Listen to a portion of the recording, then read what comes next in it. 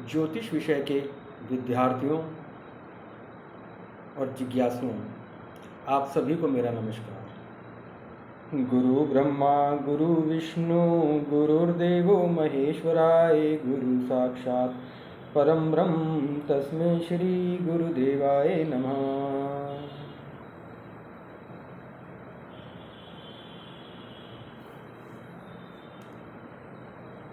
मित्रों, फिर से मैं आपके साथ हूँ ज्योतिष विषय पर उसी चर्चा को आगे बढ़ाते हुए, जिसको सुनकर, सीखकर, समझकर आपके सामने प्रस्तुत करने का एक साहस जुटा पाया हूँ। कृपा रही गुरुजनों की, शिक्षकों की, संतजनों की, जिन्होंने इस विषय में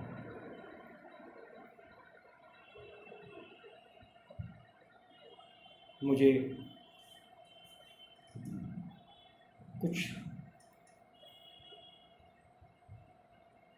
ले सकने के काबिल पाया, कुछ पा सकने के काबिल पाया, और इतना दिया, इतना दिया, इतना दिया, शायद मेरी आकांक्षाओं से बहुत ज़्यादा। सोचा ही नहीं था इतनी कृपा बरसी गुरुजनों की।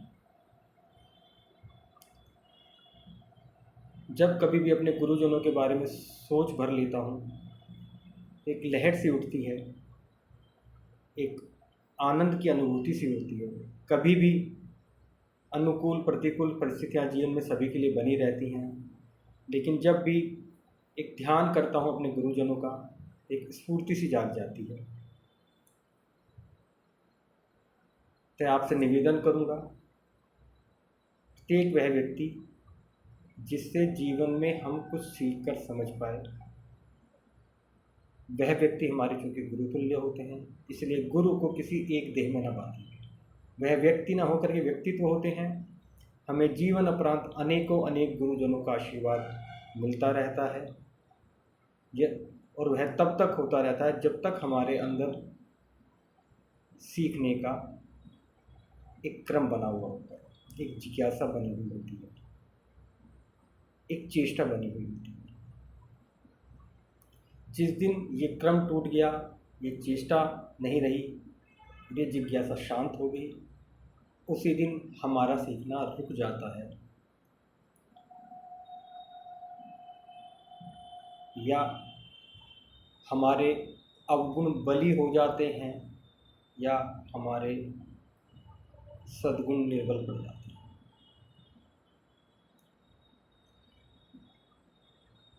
अनेकों अनेक वर्षों से हमारे वैज्ञानिक जन महासागरों पर रिसर्च कर रहे हैं, नित नई खोजें सामने आती हैं।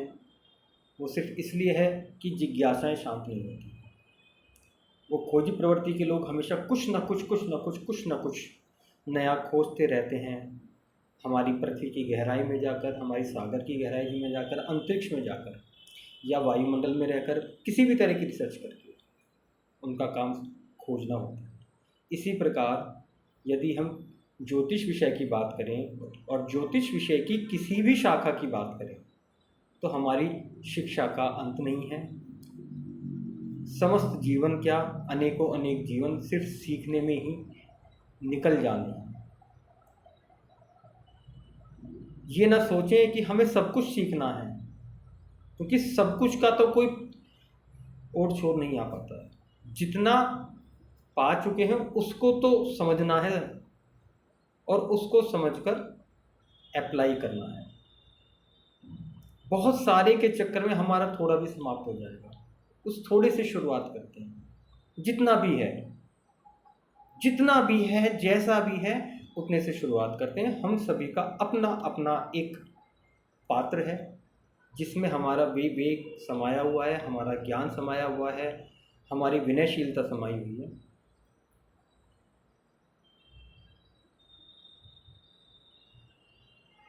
उसी में से कुछ आगे जाएगा तो फिर भर जाएगा, और अगर हमें लगता है वह पूरा भर गया है और हमें वो आगे शेयर नहीं करना है, तो हमारे अंदर फिर से कोई अवगुण को पैदा कर देगा। जिस तरह से रुका हुए पानी में कीड़े मकोड़े जन्म ले लेते हैं, मक्खी मच्छर जन्म लेते हैं, तो हमारे स्वास्थ्य के लिए हानिकारक होते हैं। उसी तरह से जब हमारा विनयशीलता, विवेकशीलता, ज्ञानशीलता, विचारशीलता रुक जाती है तो वो दूषित हो जाती है। आने दीजिए जाने दीजिए, आने दीजिए जाने दीजिए, ये आने जाने का क्रम हमें तरोताज़ा बनाए रखता है। किसी भी एक बात को अंतिम सत्य कभी ना मानिएगा। कम से कम ज्योतिष के संदर्भ में कोई भी एक व्याख्या अंतिम व्याख्या नहीं है। किसी भी ग्रह का किसी भी भाव में, किसी भी राशि में स्थान होने पर उस किसी विशेषज्ञ द्वारा कहीं भी कोई भी विवेचना अंतिम विवेचना नहीं है, वह अगली एक विवेचना का आधार है। क्योंकि वो जो वहाँ तक पहुँचे हैं वो भी पीछे से मेहनत करते करते, प्रयास करते करते, अध्ययन करते करते, अध्यापन करते, किसी भी तरीके से वो वहाँ तक पहुँचे हैं और उन्होंने उस क्रक्स को आपके साथ शेयर कर दिया है। आपका तो सौभाग्य है कि आपको उतना पीछे जाने की जरूरत नहीं पड़ी। आप वहाँ से शुरू कर रहे हैं, यहाँ से आगे चलें, रुकिए मत। आप आगे चलेंगे तो उसमें कुछ एड ऑन आप करेंगे। आपका विवेक, आपकी समझ, आपकी विनयशीलता, आपकी विवेकशीलता उसको परीक्षित करती है। इसीलिए फिर से आरंभ करते हैं उन्हीं मूलभूत सिद्धांतों से जिन पर आज तक हम लोग चर्चा करते रहे। कुल 10 बातें, 9 ग्रह, 12 भाव, 12 राशियां, 27 नक्षत्र, उन सभी के परस्पर संबंध। सभी ग्रह शुभ, सभी ग्रह अशुभ, सभी राशियां शुभ, सभी राशियां अशुभ। योग शुभ या अशुभ।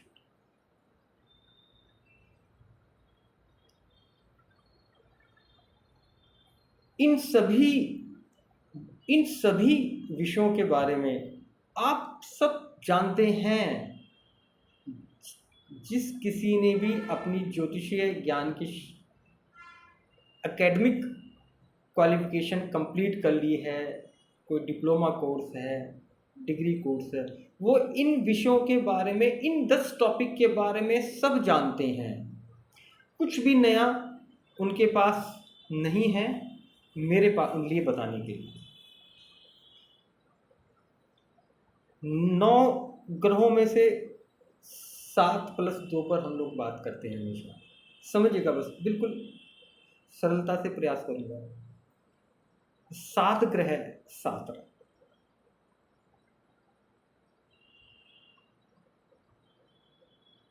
राहु उनके रंगों को विस्तारित कर देता है, केतु उनके रंगों को, इंटेंसिटी को बढ़ा देता है। मैंने बोला नीला, अब नीले में गाढ़ा नीला या हल्का नीला, फिर नीले में से स्काई ब्लू निकल गया, नीले में लाल मिल गया तो पर्पल हो गया। आप समझिए बात को।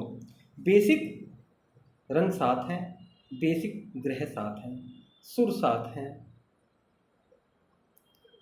सब चीज़ें आपस में जुड़ने के बाद भी तो विस्तारित हो रही हैं। बेसिक 7 ही हैं, भाव 12 ही हैं, राशियां 12 ही हैं। कोई कहे 13 नहीं है, कोई कहे 15 नहीं है, कोई कहे नक्षत्र 50 हैं नहीं है। इन्हीं के आधार पर हम विवेचना करते हैं। किसी भी कुंडली की मूलभूत विवेचना का आधार यही 10 बातें हैं। इन्हीं 10 बातों पर, इन्हीं 10 बिंदुओं पर आप विचार करके देखिए और इनके संदर्भ में आप चूँकि सब कुछ जानते हैं तो आपके पास 9 रंग के, 9 नहीं बल्कि केवल 7 रंग के मनकों की एक गठड़ी है। और उस गठरी में रंग तो साथ ही हैं, लेकिन उनके ह्यू, टोन एंड सैचुरेशन अलग अलग करके वो मल्टीप्लाई हो गए, अनेकों अनेक कलर हो गए। और जब भी आपके पास कोई कुंडली आती है तो आपको एक माला बनानी होती है, उन्हीं रंगों को चुन चुन करके, उन्हीं मनकों को चुन चुन करके। हर एक कुंडली एक अलग कुंडली होती है, हर एक विवेचना एक अलग विवेचना होती है। इसका मतलब ये है कि आप उन्हीं मनकों से, जो आपके पास मनके हैं, हर बार एक नई माला का निर्माण करते हैं। या फिर मैं कहूँ, आपके पास फूलों का एक बहुत सुंदर गुलदस्ता है, फूलों का एक बहुत अच्छा कलेक्शन है, उसी में से फूल चुन चुन चुन चुन करके आप एक गुलदस्ता बनाते हैं और वो जातक को भेंट कर देते हैं।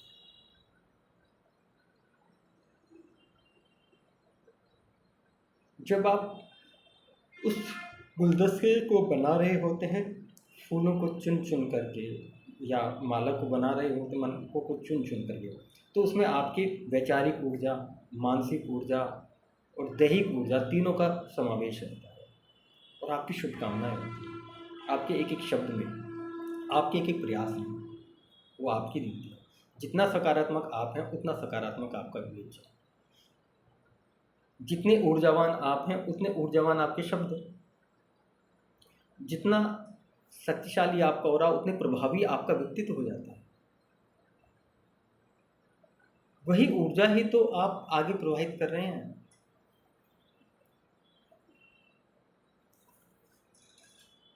जो आपके पास नहीं होगा वो आप कभी दे ही नहीं पाएंगे, वो उस तक पहुंच ही नहीं पाएगा।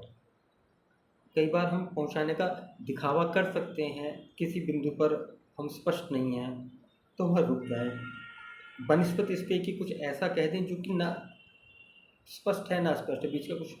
क्योंकि वाक्पटुता एक ये भी सिखाती है कि संतोष तो करना ही है, लेकिन रुक जाएंगे।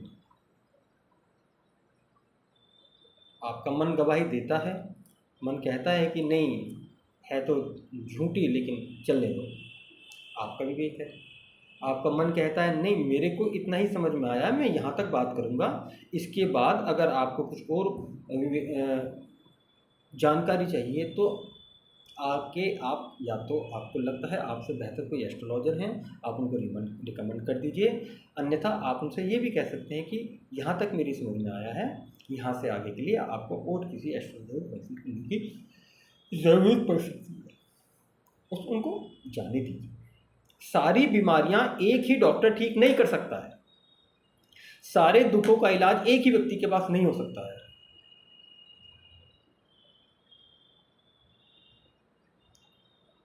तन का डॉक्टर तन को ठीक कर सकता है, तो मन का डॉक्टर मन को ठीक कर सकता है, आत्मा का डॉक्टर आत्मा को ठीक करता है। आत्मा की अशुद्धियाँ होती हैं तो हम संत पुरुषों के पास जाते हैं, बड़े बड़े विद्वानों के पास जाते हैं। मन की परेशानी होती है तो हम साइकाइट्रिस्ट के पास जाते हैं, तन की परेशानी होती है तो फिजिशियन के पास जाते हैं। सभी लोग डॉक्टर ही तो हैं।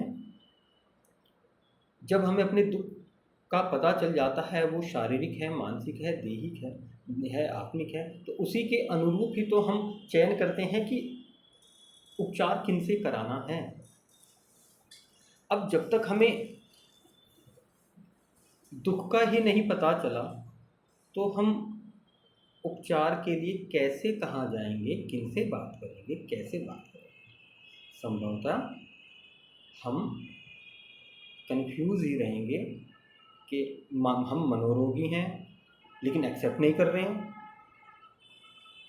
कुछ इश्यूज हैं मान ही नहीं रहे हैं, जिद पे अड़ जाते हैं। मनोरोगी अक्सर जिद्दी हो जाते हैं क्योंकि वो स्वीकार नहीं कर रहे हैं। उनको बोलो कि आपको कुछ प्रॉब्लम है, आप में एंग्जाइटी है। नहीं, मेरे में प्रॉब्लम नहीं है, मेरी घरवाली में प्रॉब्लम है, मेरे बॉस में प्रॉब्लम है, मेरे फैमिली के उस बंदे में प्रॉब्लम है, वो लोग मुझे परेशान कर रहे हैं। आप ही को क्यों कर रहे हो, किसी और को क्यों नहीं कर रहे हो? एक बार तन के डॉक्टर को छोड़ करके मन के डॉक्टर को जाकर सुनो, मन के डॉक्टर सुन रहे तो आत्मा के डॉक्टर के पास जाकर के सुनो, उनके बारे में पढ़ लीजिए।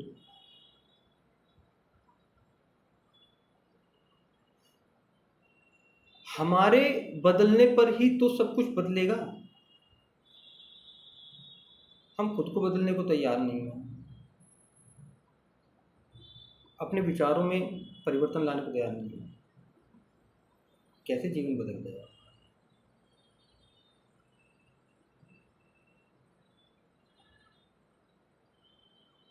एक युवा व्यक्ति, 15 साल का लड़का, एक किशोर अवस्था से निकलने के बाद जब युवावस्था में आता है तो 25 साल 30 साल तक में उसकी युवावस्था 25, 26, 27, 28 तक चरम सीमा पर रहती है।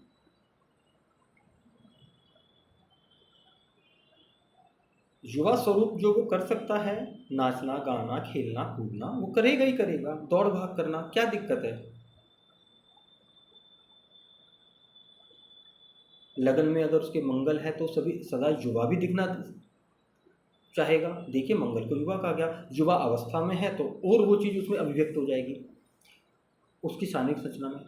अब ऐसा ही व्यक्ति जब 70 साल का हो जाएगा तो भी वो अपने आप को युवा दिखाने की कोशिश करेगा। अब वो समय के साथ सामंजस्य स्थापित नहीं कर रहा है, वो एक्सेप्ट नहीं कर रहा है कि भाई अब शरीर तो साथ नहीं दे रहा है। लगन पे प्रभाव मंगल का है, अभी भी वो अकड़ करके चल रहा है, क्लीन शेव रह रहा है, काले बाल वगैरह करके, वो ठीक है, लेकिन उतनी ऊर्जा कहाँ बची है। उस समय जो आप डाइट ले रहे थे तो क्या 75 साल की उम्र में आपको वो डाइट सूट करेगी? बॉडी एक्सेप्ट करेगी? नहीं करेगी। अब कुछ बदल जाते हैं यार। जब वो खुद नहीं बदल पाता है तो फिर वो हताश निराश हो जाता है और अपने आसपास के युवाओं को अपनी युवावस्था के किस्से सुना सुना के खुश होता है। मैंने ये किया था, मैंने वो कर दिया, मैंने उसको चांटे मारते थे, मैं तो वहाँ मेडल ले आया था, मैंने उठा करके ये इधर से उधर रख दिया था, हम तो ये करते वो करते वो करते। क्योंकि मंगल ऊर्जा का ग्रह है, उस व्यक्ति के लगन में स्थित है। लग्नेश होकर के वो ऐसा भी कर सकता है। लग्नेश होकर के लगन को मंगल देख रहा हो किसी भी तरह से तो भी वो ऐसा कर सकता है। मैंने ऐसा किया था तो मेरी चोट लग गई थी, फिर भी मैंने ऐसे किया। छठा घर लगन मंगल, आप समझिए, ऐसा ही होता है। वो दमखम की बातें करता है। मंगल करेगा ही करेगा, उसे कितना भी समझा लो वो नहीं मानेगा। उसको समझाना ऊर्जा का व्यय। अब आप अपने अनुरूप समझिए कि ऐसे व्यक्ति को आपको अगर गाइड करना है, आपको किसी विषय पर मार्गदर्शन देना है तो आप कैसे करेंगे। हर कुंडली अलग, हर व्यक्ति अलग। बहुरंगी कुंडली, बहुरंगी व्यक्तित्व, बहुरंगी लोग, बहुरंगी प्रतिभा, बहुरंगी समस्याएं और बहुरंगी समाधान। कीजिए। एक रंग में नहीं बन सकते हैं, 2 रंग में नहीं बन सकते हैं, 7 रंग में नहीं बन सकते हैं। इनफाइनाइट वहां से ढूंढ के लाना पड़ता है हर किसी के लिए कि स्पेशल चीज।